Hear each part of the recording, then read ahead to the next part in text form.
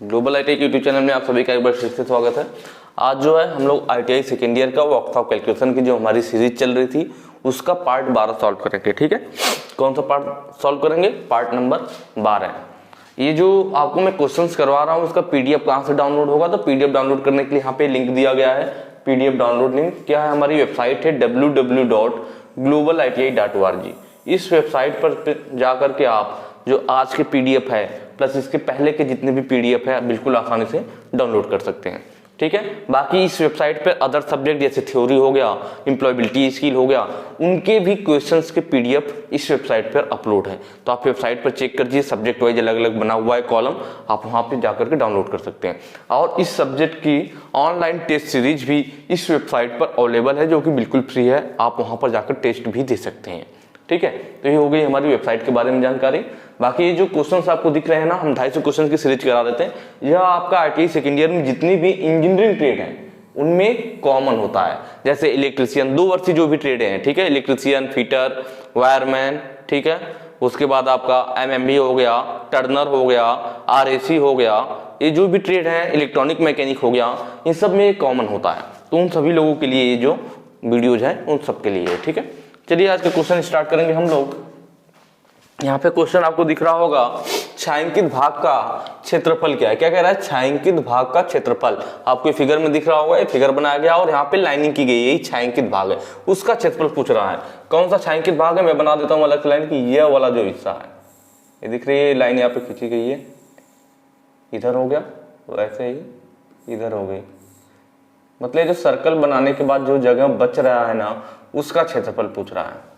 ठीक है, मतलब एक आयत था, इस आयत में इस सर्कल को बना दिया गया और उसका क्षेत्रफल हमसे पूछा जा रहा है। तो हमें ध्यान देना पड़ेगा, मैंने इस टाइप के क्वेश्चन आप लोगों को बताया था कि कैसे सॉल्व करना है। इनमें क्या करना होता है, हमें दोनों पार्टों का ध्यान रखना पड़ता है। जैसे हमें छायांकित भाग का निकालें तो सबसे पहले पूरे का क्षेत्रफल निकालेंगे, पहले पूरे भाग का क्षेत्रफल निकालेंगे। पूरे भाग का मतलब यह एक आयत जैसा हो जाएगा, तो हमें इसकी लंबाई और चौड़ाई पता होनी चाहिए, तभी तो क्षेत्रफल निकाल पाएंगे। क्योंकि यह कैसा है, पूरा भाग एक आयत के जैसा है। पूरा भाग कैसा है? इस टाइप से है ना, इस टाइप से। फिर इसमें एक सर्कल बन गया है, सर्कल बनाने के बाद जो शेष हिस्सा कोनों में बच जा रहा है उसका क्षेत्रफल हमसे पूछ रहा है। तो पहले तो हम इसकी बात करेंगे, A B C D A हमारे पास है। हम पहले इस पूरे का क्षेत्रफल निकालेंगे। तो इसकी चौड़ाई कितनी है? तो यहां देखिए दिया हुआ है ना कि यह जो वृत्त है जिसमें सर्कल बन रहा है, इस वृत्त की त्रिज्या, अर्धवृत्त बन रहा है ना, अगर ये नीचे को पूरा जाता तो यहाँ पे ऐसे क्या होता है, यह कंप्लीट होता तो पूरा सर्कल बनता। ठीक है, लेकिन आधा ही बना, लेकिन उससे कोई दिक्कत नहीं, क्योंकि सेंटर चाहे आधा वृत्त रहे चाहे पूरा वृत्त रहे, सेंटर तो ही रहेगा। और यहाँ पे त्रिज्या दिखा रखा है कि यहाँ से यहाँ तक की दूरी, तो भाई यहाँ से यहाँ तक दूरी क्या होगा, वो वृत्त की त्रिज्या ही तो होगी। और वो कितना दिया है यहाँ पे? 50 दे रखा है। कितना दे रखा है? 50 दे रखा है, 50 mm। तो अगर ये वृत्त का दे रखा है ना त्रिज्या, तो जो वृत्त की त्रिज्या है वही इस आयताकार भाग की चौड़ाई भी हो जाएगी, दोनों सेम ही होगी ना। वृत्त की त्रिज्या यहां से यहां तक है, कितना? 50 है, तो वही बात तो होगी, वो 50 है, तो मतलब ये भी 50 ही होगा। इसमें तो कोई डाउट नहीं होना चाहिए कि अगर ये 50 है तो ये भी 50 ही होगा। तो हमें आयत का चौड़ाई मिल गया। लंबाई कैसे मिलेगी? लंबाई कितनी है? तो ध्यान दीजिएगा यहाँ पे कि भाई ये सर्कल बन रहा है। क्या बन रहा है? यह एक हमारे पास ऐसे सर्कल बन रहा था यहाँ टच करते हुए। ठीक है, थोड़ा फिगर सही नहीं बना होगा। तो यहाँ पे दे रखा था कि त्रिज्या दे रखा था कि अगर ये सेंटर हो गया, ये हमारा सेंटर हो गया, तो ये त्रिज्या दे रखी है हमें कितना? 50 दे रखी है। तो आपको मालूम है कि अगर यह वृत्त है हमारे पास, तो अगर यह सेंटर है तो यहाँ भी क्या, अगर यह त्रिज्या है तो ये अगर ये लाइन यहाँ जाएगी तो यह भी त्रिज्या ही होगा, मतलब 50 ही होगा। अगर लाइन अगर इसे आप यहाँ खींच देंगे तो यह भी त्रिज्या ही होगी, तो इसका भी मान कितना होगा? 50 ही होगा। वैसे अगर यहाँ पर यहाँ से यहाँ तक लिया जाए तो ये भी क्या होती है? त्रिज्या ही तो होता है। यहाँ से लेकर के यहाँ तक टोटल दूरी व्यास होती है। टोटल दूरी क्या होती है? व्यास होती है। लेकिन इस सेंटर से एक साइड परिधि तक की दूरी क्या होती है? त्रिज्या होती है, आर। और आर का मान कितना है? 50 ही तो है। वैसे इस साइड भी देखा जाए तो इस साइड भी क्या होगा? यहां से लेकर के यहां तक की दूरी, यहां से लेकर के यहां तक की दूरी क्या होगी? यह त्रिज्या ही होगी, मतलब यह भी 50 होगा। और यह भी हमें क्या मिला था? इधर भी 50 मिला था। इसका मतलब आप कह सकते हो इस सर्कल की वजह से देखिए हमें सारी डायमेंशन मिली है। जब 50 मिल गया था, इधर आएगा तो यह भी त्रिज्या होगी यहाँ से यहाँ, और इधर भी त्रिज्या होगी, तो दोनों का यह भी त्रिज्या ही थी, तो ये भी 50 और ये भी 50। टोटल कितना हो गया? तो टोटल जोड़ देंगे 50 50 100। अब मिल गया हमें कि जो आयत था इसकी लंबाई 100 है और चौड़ाई 50 है। अब हम आयत का क्षेत्रफल निकाल सकते हैं। या भी कह लीजिए ABCD का क्षेत्रफल, ABCD या आयत बोलिए, ABCD या आयत बोलिए, एक ही बात है। का क्षेत्रफल क्या होगा? लंबाई गुणे चौड़ाई। लंबाई 50 50 100 हो गई, इंटू चौड़ाई कितना होगा? चौड़ाई हमने 50 निकाल रखा है, 50 हो गया, यही चीज होगा। ठीक है, बिल्कुल क्लियर है। देखिए उसके बाद क्या होगा, यहां सॉल्व कर लेते हैं। 50 का जब हम 100 में गुणा करेंगे तो हमें क्या मिल जाएगा? 5000। क्या है? mm में था, क्षेत्रफल निकाला है हमने तो mm²। ठीक है, यहां तक काम हो गया। उसके बाद क्या करना है हमें? अब हम इसका क्षेत्रफल निकाल लें। जो यह अर्धवृत्त बन रहा था, आधा ही वृत्त बना हुआ है ना, कंप्लीट सर्कल तो है नहीं, अर्धवृत्त है, तो जो वृत्त का क्षेत्रफल होता है उसका आधा कर देंगे तो अर्धवृत्त का क्षेत्रफल निकल जाएगा। तो हम अर्धवृत्त का क्षेत्रफल निकालेंगे और इस पूरे के क्षेत्रफल में से घटा देंगे तो यह छायांकित भाग का क्षेत्रफल हमें पता चल जाएगा। बिल्कुल सिंपल है। तो अब हम निकालते हैं क्या? अर्धवृत्त का क्षेत्रफल। क्या निकालते हैं? अर्धवृत्त का क्षेत्रफल। ठीक है, क्या होगा? पूरे वृत्त का क्षेत्रफल πr² होता है, पूरे वृत्त का क्षेत्रफल πr² होता है, उसका आधा कर देंगे तो आधे वृत्त का क्षेत्रफल, तो हमने 2 का भाग देकर के आधा कर दिया। अब इसको सॉल्व करते हैं। ठीक है, क्या हो जाएगा हमारे पास? पाई का मान 3.14 इंटू r का मान, त्रिज्या कितना है तो हमें यहाँ पे 50 दे रखा था, तो 50 का स्क्वायर हो जाएगा बटे 2। आगे सॉल्व करेंगे 3.14 इंटू 50 का जो स्क्वायर करेंगे तो 2500 हो जाएगा बटे 2। और आपको मालूम है 2 जीरो है यहाँ पे, तो ये दोनों जीरो, ये 2 अंक पे दशमलव है और 2 जीरो भी है, तो इस दशमलव को वह खत्म कर देगा। हमारे पास बचेगा 314 इंटू 25/2। अब इसको सॉल्व करते हैं। 25 का गुणा कर लीजिए, 25 चौक को 100, हासिल आया 10, 25 से कम 25 10 35, हासिल आया 3, 25 से 75 3 78, 78 तो 50 बटे 2। भाग दे लीजिए, 2 तिहाई 6, 2 तिहाई 6, 1 बच गया, 2 9 18, 2 दूना 4, 1 बच गया, 2 5 10, 3925 अर्धवृत्त का क्षेत्रफल है तो mm²। ठीक है, कितना आ गया? 3925 mm² आ गया, और वो था 5000 mm²। तो पूरे का क्षेत्रफल हमारे पास क्या था? पूरे का क्षेत्रफल था 5000 mm²। इस अर्धवृत्त का कितना आया? 3925। इसको घटा देंगे तो हमें इस छायांकित भाग का क्षेत्रफल पता चल जाएगा। घटा लेते हैं, 10 में से 5 जाएगा, 10 में से 5 जाएगा 5, 9 में से 2 जाएगा 7, 9 में से 9 गया 0 और 4 में से 3 गया 1075 mm²। यह हमारा आंसर हो जाएगा 1075 mm²। ऑप्शन डी हमारा सही हो जाएगा। बिल्कुल सिंपल था, वही कॉन्सेप्ट था, कुछ अलग नहीं था इसमें। ठीक है, नेक्स्ट चलेंगे। आगे कह रहा है 14x plus 3y plus 25x plus 2y का मान क्या है? अलजेब्रा का क्वेश्चन आ गया। 14x plus 3y plus 25x plus 2y। इस टाइप के क्वेश्चन बहुत ही आसान होते हैं, अलजेब्रा से आसान तो कुछ हो ही नहीं सकता। आज देखना आपको पहले आता था कि नहीं मुझे नहीं पता, आज के बाद दिक्कत नहीं होगा। ठीक है, 14x, बस ध्यान से देखना आप लोग, 3y plus 25x plus 2y। ठीक है, तो इस टाइप के क्वेश्चन में क्या करते हैं, जो x x है, मतलब जो एक समान है उन्हें एक साथ रखते हैं। जैसे यह x है या x है, दोनों x है, x को अमरूद मान लीजिए तो यहाँ पे क्या होता है? 14 अमरूद 25 अमरूद। भाई x को मान लीजिए वो अमरूद है तो क्या हो जाता? 14 अमरूद 25 अमरूद। तो आप क्या कहते हैं? टोटल कितने अमरूद? तो आप 25 14 को जोड़ देते हैं और बता देते कि 25 10 35 4 39, टोटल 39 अमरूद। यही होता ना। तो अब अमरूद की जगह यहाँ पे क्या दे दिया? x दे दिया है, तो x वाले को पहले एक साथ रख लेते, 14x प्लस 25x, और y वाले को एक साथ लिख लेते हैं, 3y प्लस 2y। कोई दिक्कत नहीं है। अब इन दोनों को आपस में जोड़ देंगे, आंसर आ जाएगा। भाई जैसे मैंने बोला ना कि अगर ये x के जगह अमरूद होता कि 14 अमरूद प्लस 25 अमरूद, तो आप कहते कुल मिलाकर के 39 अमरूद। तो वैसे ही है 14x 25x। वैसे ठंडी का मौसम है, अमरूद मत खाइएगा, नहीं खांसी हो जाएगा। ठीक है, 14x प्लस 25x कितना हो जाएगा? 5 4 9 और 2 1 3, 39x। भाई टोटल कितने x हुए? तो हम दोनों जोड़ देंगे कि हमारे पास टोटल अब 39x हो गए। वैसे y का 3y plus 2y, 3 2 5y, total कितने y हुए? तो हमारे पास टोटल 5y हुए। तो आंसर आ गया 39x plus 5y, same same जुड़ जाता है। तो यहाँ ऑप्शन देख लीजिए, ऑप्शन नंबर 3 जो 39x प्लस 5y। तो ये अलजेब्रा की कहानी है, बहुत आसान होता है। नेक्स्ट चलेंगे, अगला क्वेश्चन कह रहा है, देखिए अभी गुणा वाला है, जोड़ वाला तो मैंने आपको बताया, जोड़ वाला बिल्कुल सिंपल वाला होता है।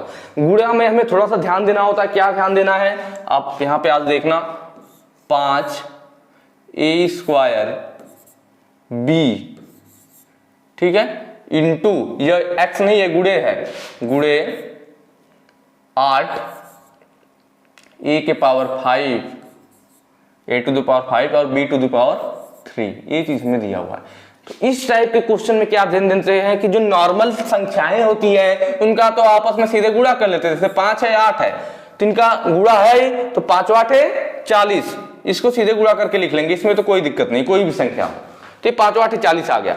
अब आगे देखना पड़ेगा जो सेम संख्या है, जैसे a है और a वाला a है, तो इनको एक साथ रखेंगे, या b है और यह b है तो इनको एक साथ रखेंगे। जैसे x वाले को एक साथ, y वाले को एक साथ रखे थे, यह अचर पद है, तो अब यहाँ भी अचर पदों में a वाले को एक साथ, b वाले को एक साथ रखेंगे। और गुणा के निशान है तो वैसे ही लिख लेंगे ना, जैसे a टू द पावर, भाई यहाँ पे क्या हो जाएगा, a स्क्वायर इंटू a वाले को एक साथ रख लेते हैं, a टू द पावर 5, आगे क्या है, इंटू b है, b के पावर कुछ नहीं है तो 1 मान सकते हैं, समझ रहे हैं ना।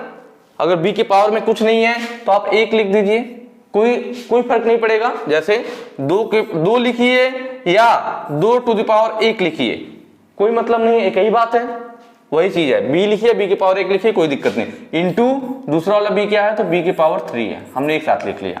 अब आगे ध्यान देंगे, अब क्या करते हैं, 40 गुणा करते समय जब जिनका बेस समान होता है उनके घात आपस में जुड़ जाते हैं। ये बात आप अपने दिमाग में बैठा लीजिए। क्या बैठाना है आपको, कि जिनका बेस समान होता है उनके घात आपस में जुड़ जाते हैं। जैसे a स्क्वायर है और b की पावर 1 है, तो आप इन दोनों के घात आपस में नहीं जोड़ सकते क्योंकि दोनों के बेस अलग है। घात से नहीं मतलब होता, बेस देखते या a है या b है। लेकिन यहाँ देखिए a की पावर 2 है और यहाँ a की पावर 5 है, दोनों का बेस समान है, घात अलग है लेकिन बेस क्या है, समान है। तो ऐसे केस में क्या होता है कि दोनों के घात आपस में जुड़ जाते हैं। मतलब आप डायरेक्ट लिखोगे a के पावर 2 प्लस इसका घात इसमें जुड़ जाएगा 5, इसका काम खत्म। आ रही बात समझ, जब बेस समान तो घात आपस में जुड़ जाएंगे, 2 प्लस 5 हो जाएगा। अगले वाली संख्या में लिखेंगे ऐसे ही, b है हमारा, b लिख लेंगे, दोनों का देखिए यहाँ भी b यहाँ भी b, इन दोनों के क्या है, बेस समान है। जब बेस समान होगा तो घात आपस में जुड़ जाएंगे, 1 प्लस 3। अब इसे सॉल्व कर लिया जाए, 40 a टू द पावर क्या हो जाएगा आपका, 5 2 7 हो जाएगा। b टू द पावर क्या हो जाएगा, घात जब जुड़ जाएगा तो 3 1 4 हो जाएगा। ऐसे सॉल्व होता है। अब ऑप्शन देख लीजिए, 40 a to the power 7 b to the power 4, a to the power 7 पहला ही ऑप्शन सही है। आ रहा समझ में ना, बिल्कुल सिंपल है। इस चीज को बस आप याद रखना कि जहां भी बेस समान होता है, गुणा करते समय जहां भी बेस समान होता है उनके घात आपस में जुड़ जाते हैं। अगला क्वेश्चन क्या कह रहा है, देखिए अगला दिया हुआ 3x प्लस 15 बटे, यहां पे है ना भाग का निशान है, बटे 5x प्लस 25, ये चीज हमें दिया हुआ है ब्रैकेट में। इसको हमें क्या करना है, सरलीकृत मान, क्या मतलब इन्हें हमें सिंप्लीफिकेशन करना है, इनको सॉल्व करना है। कैसे होगा, अब देखिए इस टाइप के क्वेश्चन में हमें कुछ ना कुछ जुगाड़ ढूंढना होता है कि कुछ कॉमन मिल जाए, कुछ ना कुछ ऐसा हो जाए जिससे कि हमारा क्वेश्चन सॉल्व हो जाए। तो हम पहले देखेंगे क्या ऊपर वाली संख्या में इन दोनों में कुछ कॉमन मिल रहा है जिसे हम बाहर ले सकते हैं। तो देखिए क्या ऐसा कुछ मिलता है, भाई 3x प्लस 15 है, अगर मैं इसमें से 3 कॉमन लेना चाहूं तो भाई इसमें 3 मिल ही जाएगा और इसमें 15 से 3 5 15, दोनों में मिल जाएगा। समझ रहे हैं बात को, जैसे 3x प्लस 15 को मैं क्या लिख सकता हूं, 3x प्लस 15 को मैं लिख सकता हूं 3 गुणे 5। तो देखिए यहाँ 3 है और यहाँ भी 3 है, दोनों में 3 है ना, तो 3 में बाहर ले लूंगा तो अंदर क्या बचेगा, x प्लस 5। जब गुणा कीजिए तो 3x और 3 5 15 वही चीज आ जाएगा, मतलब सही है। ठीक है, या फिर कॉमन लेने का मतलब आप ऐसे भी समझ सकते हैं कि जो संख्या कॉमन ली जाती है, उससे इन दोनों में भाग दिया जाता है, ब्रैकेट में जो जो संख्याएं होती हैं। कैसे, जैसे देखिए यहाँ पे क्या था, 3x प्लस 15 था ना, जब मैं यहां से 3 कॉमन लिया तो क्या किया, दोनों में 3 से भाग दिया एक तरह से, और जो मान आएगा वही लिख लेते हैं। 3 कॉमन लेने का मतलब क्या हो गया, ब्रैकेट के अंदर जो दोनों संख्याएं थी उनमें उसी संख्या से भाग देना। तो देखिए 3 हमने कॉमन लिया तो अंदर क्या करेंगे, मतलब 3 से भाग देंगे तो अंदर x बच जाएगा, प्लस यहाँ 3 से भाग देंगे 3 × 5 = 15, 5 बच जाएगा। तो मैंने देखिए 2-3 तरीके बताया, इस वाले तरीके से समझ में आया, बांट करके ऐसे कॉमन ले लीजिए, या कॉमन का मतलब ये समझ लीजिए कि जो संख्या कॉमन ली जाती है उस संख्या से अंदर ब्रैकेट में दोनों संख्याओं में भाग दी जाती है, जो वैल्यू आता है उसी को ब्रैकेट में लिख लिया जाता है। तो यहाँ वही काम करेंगे, 3 कॉमन लेंगे, अंदर क्या हो जाएगा, तो भाई इसमें 3 से भाग दिया जाएगा तो यहाँ x बच जाएगा, इस वाली संख्या में 3 से भाग देंगे तो 3 × 5 = 15, 5 आ जाएगा। वैसे ही नीचे वाले में ले लेते हैं, नीचे में कॉमन क्या मिलेगा, 5 है तो 5 कॉमन ले लीजिए, अंदर देखिए क्या होगा, सेम यही वाली कहानी कि भाई अगर आपने 5x + 25 था हमारे पास ब्रैकेट में, और इसमें से हमने क्या 5 कॉमन लिया, 5 कॉमन लेने का मतलब होगा कि दोनों संख्याओं में ब्रैकेट के अंदर जो दोनों संख्याएं हैं उसमें 5 से भाग देना। तो यहाँ 5 × 5 x बच जाएगा, यहाँ 5 × 5 = 25, 5 आ जाएगा। आधी बात समझ में ना, 5 हमने यहाँ कॉमन लिया तो जब इसमें 5 से भाग देंगे तो यहाँ x बचेगा, इसमें 5 से भाग देंगे तो 5 × 5 = 25। अब इसका गुणा करके देख लीजिए, सेम यही मान आएगा, इसका मतलब हमने सही लिया हुआ है। अब यहाँ पे देखिए क्या हो गया, 3 गुणे ब्रैकेट में x + 5, 5 गुणे ब्रैकेट में x + 5, देखिए ये दोनों संख्याएं सेम हो गई, x + 5 x + 5 दोनों आपस में कट जाएंगे, हमारे पास क्या बचेगा 3/5। ये तरीका है कॉमन लेने का। ऑप्शन क्या आ गया 3/5, यहाँ देख लीजिए ऑप्शन नंबर भी 3/5। समझ में आ रहा है ना बताइएगा कमेंट करके, समझ में आ रहा नहीं, बिल्कुल आसान है यार, अगर नहीं आ रहा है एक बार और वीडियो रिवाइज कर लीजिएगा, सिंपल है, ध्यान से देखिए समझ में आएगा, ठीक है। नेक्स्ट क्वेश्चन चलते हैं।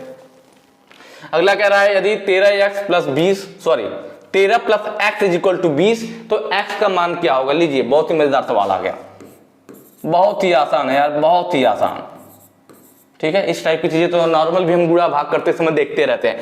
अब क्या हमें x की वैल्यू निकालनी है ना, तो अंक वाले को एक साइड कर दीजिए, x की वैल्यू निकल आएगी। कैसे होगा, x = 20, या 13 इधर था तो क्या प्लस था ना, 13 इधर है तो प्लस है, जब उधर जाएगा तो माइनस है। तो जानते ही होंगे आप लोग कि जब भी हम बराबर की इधर उधर करते हैं, मतलब पक्षांतर करते हैं, एक संख्या को दूसरी साइड भेजते हैं, तो जो भी उसका चिन्ह होता है वो बदल जाता है। अगर प्लस होगा तो माइनस हो जाएगा, माइनस होगा तो प्लस हो जाएगा, गुणा है तो भाग हो जाएगा, और भाग है तो गुणा हो जाएगा। तो यहाँ प्लस था तो इधर जाएगा तो माइनस, ठीक। 20 में से 13 जाएगा तो 7, x = 7, बिल्कुल सिंपल। ऑप्शन देखिए, ऑप्शन भी सही हो जाएगा, ठीक है, मजेदार है ना। आगे देखते हैं, x का मान क्या है यदि x ब्रैकेट में 120 = 960 है। देखिए अभी हमने क्या जोड़ घटाने वाला किया, अब देखिए गुणा वाला आ गया जो मैं आपसे कह रहा था। x दे रखा है, ब्रैकेट में 120 दे रखा है, = 960। अगर जब बीच में कोई निशान ना हो तो उसको क्या माना जाता है, गुणा माना जाता है। तो यहाँ देखिए x का 120 में गुणा है, अब हमें x का मान निकालना है तो अंक वाले की साइड भेजेंगे। तो मैंने आपसे बताया था जब भी हम किसी संख्या का पक्षांतर करते हैं तो उसका चिन्ह बदल जाता है। कैसे बदलता है, अगर प्लस है तो माइनस होगा, अगर माइनस है तो प्लस होगा, गुणा है तो भाग होगा, और भाग है तो गुणा हो जाएगा, ठीक है। तो यहाँ पे क्या था, गुणा है x में, इधर आएगा तो भाग हो जाएगा, 0 0 कट गया, 12 8 96, x = 8। ऑप्शन देख लीजिए, ऑप्शन सी सही हो जाएगा, ठीक है। नेक्स्ट क्वेश्चन पे चलते हैं। मजा आ रहा होगा यार, बहुत मजेदार सवाल है, ठीक है। a⁴, देखिए अगला क्वेश्चन क्या कह रहा है, a⁴m इंटू मतलब गुणे a⁴n, ये क्वेश्चन दे रखा है, ठीक है। यहीं पे मैं एक चीज बता दूं, पर्सनल चीज है, ठीक है, कि अगर आप लोग इंस्टाग्राम यूज करते हैं, अगर आप लोग यूज करते हैं तो आप लोग मुझे वहां पे फॉलो कर सकते हैं। मैं अपनी आईडी लिख देता हूं, global _ITI_ अभी, ठीक है। आप अपने इंस्टाग्राम में इस आईडी को सर्च करेंगे तो हाँ मैं मिल जाऊंगा, और अगर आपका मन हो तो आप मुझे फॉलो कर सकते हैं, कोई भी जबरदस्ती नहीं है, ठीक है। चलिए ये तो बात हो गई, दूसरी बात होगी ना, हम क्वेश्चन सॉल्व करते हैं, ठीक। देखिए क्वेश्चन क्या कह रहा है, a to the power m into a to the power n। मैंने अभी आपको बताया था पीछे के क्वेश्चन में कि जब बेस बराबर हो तो ऐसी संख्याओं के घात आपस में जुड़ जाते हैं। कब? जब उनका आपस में गुणा हो रहा हो। ध्यान देना, अगर यही a to the power m होता plus a to the power n होता तब इनका घात नहीं जुड़ता, इनके बीच में प्लस आ गया। जब दोनों संख्याओं का आपस में गुणा हो और उनके बेस बराबर हो तब उनके घात आपस में जुड़ जाते हैं। ये बात ध्यान रखनी है, प्लस रहेगा तब ये काम नहीं करेगा जब गुणा हो उनका। ठीक है, तो यहां पे हम देख रहे हैं कि दो संख्याएं हैं और दोनों संख्याओं का आपस में क्या है, गुणा है और इनके बेस भी बराबर है। इसका मतलब इस संख्या का घात आपस में क्या होगा, जुड़ जाएगा, मतलब m प्लस n हो जाएगा। दोनों घात आपस में जुड़ जाएंगे, ये हो जाएगा हमारा। ठीक है, ऑप्शन देखिए ए सही हो जाएगा, a to the power m plus 1। m minus n कब आता भाई, m माइनस n भी तो है, तो जब हमारा एक गुणा की जगह भाग होता, a to the power m होता बटे a to the power n होता। भाई बेस तो बराबर है और इनका आपस में भाग होता, तो कभी भी जब संख्याएं हम नीचे से ऊपर या ऊपर से नीचे ले आते हैं तो उनके घात में परिवर्तन आ जाता है। घात में परिवर्तन का मतलब है कि अगर वो प्लस है तो माइनस हो जाएगा, माइनस है तो प्लस हो जाएगा। तो इस केस में क्या होता, जैसे यहां सिंपली देख लीजिए 1 के बटे a to the power m, अगर ऐसे है, अगर मैं इसे सिंपल लिखना चाह रहा हूं, सीधा लिखना चाह रहा हूं a to the power m के रूप में, ऐसे नॉर्मल लिखना चाह रहा हूं, तो हमने क्या किया, इस संख्या को नीचे से ऊपर ले गए तब इसके घात में परिवर्तन होगा। घात के आगे यहां प्लस था तो यहां माइनस हो जाएगा। आई बात समझ में?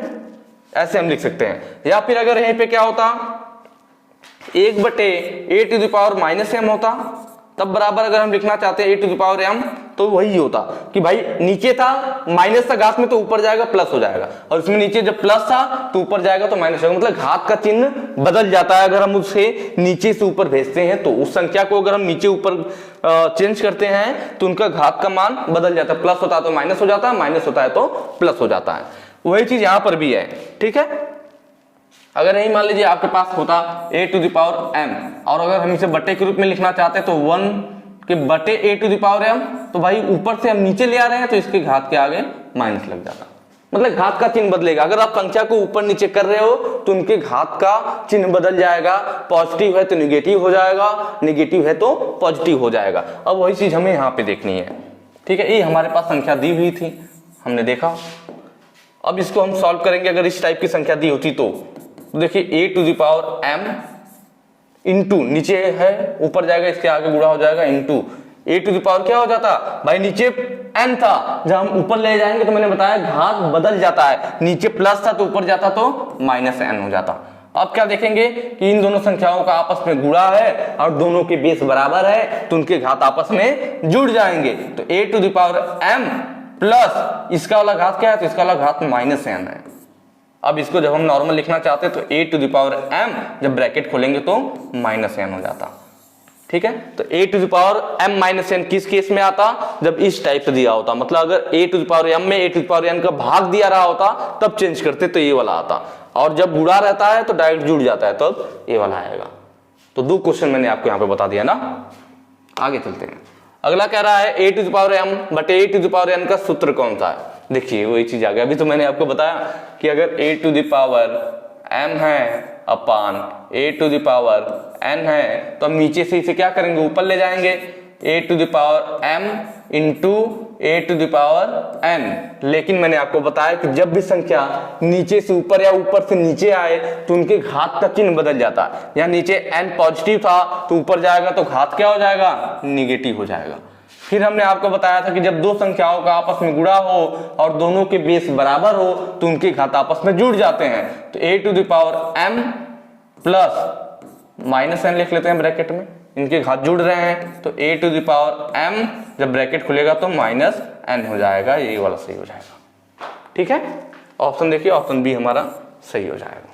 यहाँ थोड़े कुछ पॉइंट है जो आपको याद करने पड़ेंगे, जो चीजें मैं बोल रहा हूं उसको कहीं कॉपी पे नोट कर लीजिए तो आप वो याद कर लेंगे, तब ये क्वेश्चन बिल्कुल हंसी खुशी से बिल्कुल अच्छे से सॉल्व होगा। ठीक है, आगे कह रहा है जीरो की घात तक बढ़ाई गई किसी संख्या का मान क्या होगा। देखिए हिंदी थोड़ा सा कन्वर्ट करने में थोड़ी दिक्कत हो गई है, इसलिए थोड़ा आपको शायद हिंदी पढ़कर ना सही से समझ में आए, पर इंग्लिश वाला क्वेश्चन पढ़िए बिल्कुल क्लियर हो जाएगा, आप सॉल्व कर लोगे। क्या कह रहा है, what is the value of any number, किसी भी संख्या का मान क्या होगा। क्या कह रहा है, व्हाट इज द वैल्यू, मान क्या होगा, ऑफ एनी नंबर, किसी भी संख्या का, किसी भी संख्या का मान क्या होगा, कब, raise to the power of 0, जब उसकी पावर बढ़ाई जाए, क्या बढ़ाई जाए, 0 के रूप में। मतलब किसी भी संख्या का any number, what is the value of any number, किसी भी संख्या का मान क्या होगा अगर हम रेज्ड कर दे, बढ़ा दे उसकी पावर को, किस रूप में, 0 के रूप में। अगर उसकी पावर को हम 0 के रूप में बढ़ा दे तो उस संख्या का मान क्या होगा। इसके कहने का मतलब है किसी भी संख्या का मान, जैसे आप 2 ले लीजिए, हम इसकी पावर 0 बढ़ा दें, 3 ले लीजिए, इसके पावर 0 बढ़ा दें, 50 ले लीजिए, इसके पावर 0 बढ़ा दें, 100 ले लीजिए, इसके पावर 0 बढ़ा दें, 1000 ले लीजिए, इसके पावर 0 बढ़ा दें, ठीक है, 2000 ले लीजिए, इसके पावर 0 बढ़ा दें। यही कह रहा है कि किसी भी संख्या का मान, किसी भी संख्या का मान अगर हम उसके पावर में 0 बढ़ा देते हैं तो उसका मान क्या होगा। तो आपको ध्यान रखना है कि संख्या चाहे जो भी हो, 1 हो, 2 हो, 1000 हो, 10,000 हो, 20,000 हो, 1 लाख हो, कोई भी संख्या हो, अगर उसके घात 0 लग गया तो उसका मान हमेशा कितना होता है, सिर्फ और सिर्फ 1 होता है। आ रही बात समझ में, चाहे a टू द पावर 0 लिखेगा इसका भी मान 1 होगा, m टू द पावर 0 लिखेगा इसका भी मान 1 होगा, मतलब संख्या कोई भी हो अगर उसके पावर 0 लग गया तो उसका मान हमेशा क्या होता है, 1 होता है। तो वही चीज यहाँ पे कि अगर किसी भी संख्या को हम 0 बढ़ा देते हैं तो उसका मान क्या होगा, तो 1 होगा। ऑप्शन बी हमारा सही हो जाएगा। इस बात को कहीं नोट कर लेना ना, इसको, इस लाइन को कहीं पर भी आप लिख लेना कि कोई भी संख्या हो अगर उसकी घात 0 बढ़ा दिया जाए, या अगर कोई भी संख्या कितना भी मान हो अगर उसकी घात में 0 है तो उसका मान हमेशा 1 होगा। आगे चलते हैं। What is the value of 1/a to the power m। Last question हमारा कह रहा है 1/a to the power m का मान क्या होगा। देखिए ये भी क्वेश्चन मैंने पीछे बताने के चक्कर में आपको सॉल्व करा दिया था ना कि अब इसे हम नॉर्मल लिखना चाहेंगे, नॉर्मल मतलब इसे ऊपर ले जाएंगे तो a to the power m लिखेंगे जो ऊपर ले जाएंगे। लेकिन मैंने आपको बताया था जब भी हम किसी संख्या को ऊपर या नीचे भेजते हैं, ऊपर से नीचे भेजो या नीचे से ऊपर भेजो, हर केस में क्या होगा, उसके घात का चिन्ह बदल जाएगा। अगर निगेटिव होगा तो पॉजिटिव हो जाएगा, पॉजिटिव होगा तो निगेटिव हो जाएगा। तो यहाँ पे क्या था, नीचे पॉजिटिव था, जब हम उसे ऊपर भेजेंगे तो निगेटिव हो जाएगा। बस सॉल्व हो गया आपका। ऑप्शन देख लीजिए, ऑप्शन भी सही हो जाएगा। ठीक है, मुझे लग रहा है आज की वीडियो में काफी मजा आया होगा, थोड़ी नई चीजें भी आपको देखने को मिली होंगी और काफी आसान क्वेश्चन थे। इस टाइप के क्वेश्चन यार 10 सेकंड भी नहीं लगते हैं, बस आपको कॉन्सेप्ट पता हो। तो नहीं पता था तो इन सब चीजों को कॉपी पे नोट कीजिए, उसे बिल्कुल क्लियर कीजिए और अब से पता रखिए, ठीक है, ताकि आप क्वेश्चन अच्छे से सॉल्व कर पाओ। बाकी ठीक है, मिलेंगे फिर नेक्स्ट वीडियो में। अगर वीडियो अच्छी लगी हो तो हमेशा की तरह वही बोलूंगा, शेयर कीजिए, लाइक कीजिए, ठीक है। बाकी मिलते हैं अगले वीडियो में। Thank you.